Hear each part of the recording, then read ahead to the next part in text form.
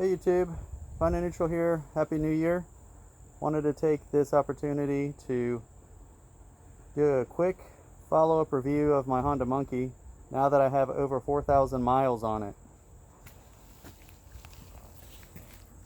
Just wanted to go over a couple things and give you an update on how it's been since I've just now went over 4,000 miles. I've got 4,001 miles actually. Probably can't see it because we all know this speedo cluster is a little hard to see in the daytime.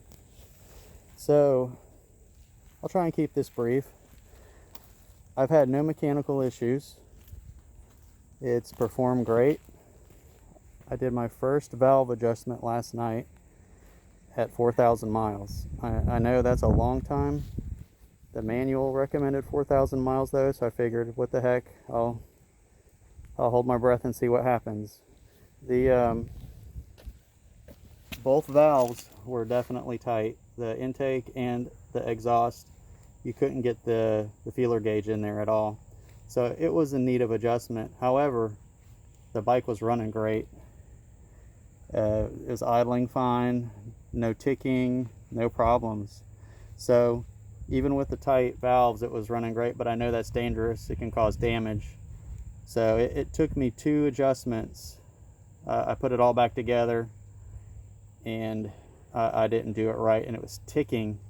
You heard a tick, tick, tick, tick, tick, tick, tick, tick coming from the valve covers, which meant the valves were too loose. So I had to go back in, readjust it, and hope for the best. I just took it for a test ride. It's not ticking anymore, thank God. It's hard to get your hands in there, and I have small hands, so I couldn't imagine trying doing that for a bigger guy. I guess it's a skill, you know, and I'm new to it. The tires, my Michelin tires have been doing great. They're the city grips. As you can see, they haven't flattened out. I've got almost 3,000 miles on them, so they've been great. Haven't had a problem with that.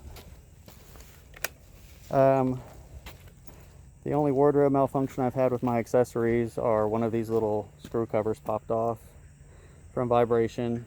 That's to be expected, but I'm going to try and get another one. I put this little tiny cap I found at Ace Hardware on there in the meantime.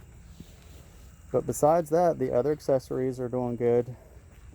The seat bolts, like I mentioned before, like to back themselves out with vibration. There's got to be better designs out there. I wouldn't recommend getting this type because they just go counterclockwise and want to work themselves out. Afterthoughts with the RNG sliders. You can see here that the brackets that hold that slider guard in place are attached to the bolts for the engine oil cover. So now when I go to do my oil spinner cleaning, whenever the next time is I do that, that's going to be in the way. So I'm going to have to take this side off of the engine slider. Had I known that, I probably wouldn't have got it. I was just paranoid when I was getting back into biking that I was going to dump it from my last accident. But I don't think the muffler alone gives it extra speed. It's my personal opinion. Hey, you need the air intake and the remapping done if you want to get that out of the muffler. But it's lighter, sounds good, looks good. The O-ring chain hasn't been any problems. I put that on a long time ago, thousands of miles ago, and it's performed well, no problems. I've only had to adjust it twice, which is a big perk. The center stand has ended up being something helpful for, you know, coiling your chain when you do have to adjust it, and for cleaning purposes. But besides that, 4,000 miles on this little bike is pretty good with no problems. Knock on wood. Hope it stays that way. Also, I'm going to try and start doing my videos in horizontal. As you can see, it's weird for me to hold the phone like this. I don't have any other cool camera equipment or anything. but I'm gonna make a conscious effort to start doing my videos this way. I know I've had a couple of viewers say, hey, knock off the portrait view, and I agree. It does look kind of crappy, but that's going to be my 2021 resolution. No more portrait filming for you guys. So thumbs up for the Honda Monkey. 4,000 miles in about a year and a half, all on road.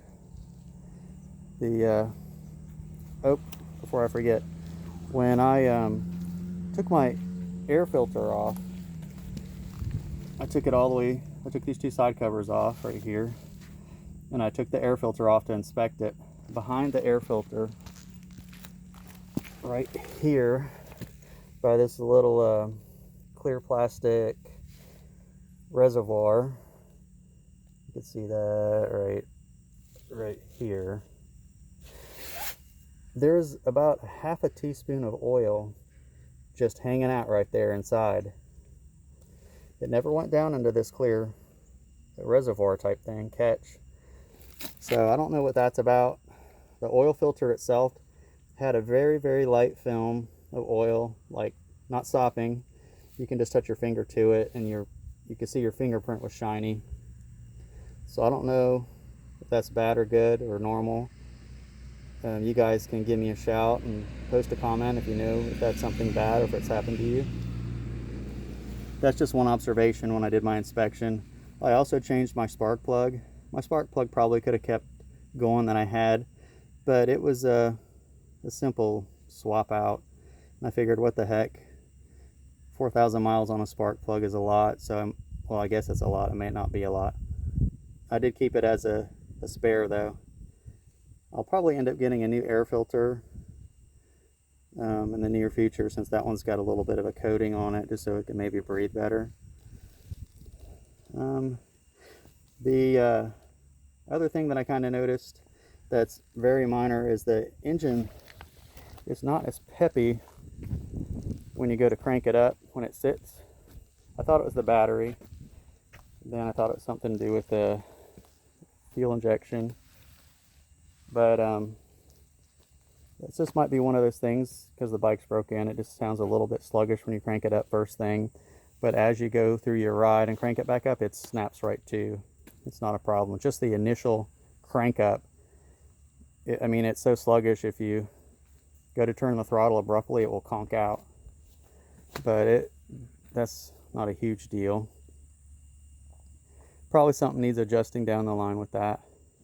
But as far as everything else at 4,000 miles, my clutch play, my brake lever play, my foot brake lever, all of that, it's still within specs. It's not out of adjustment.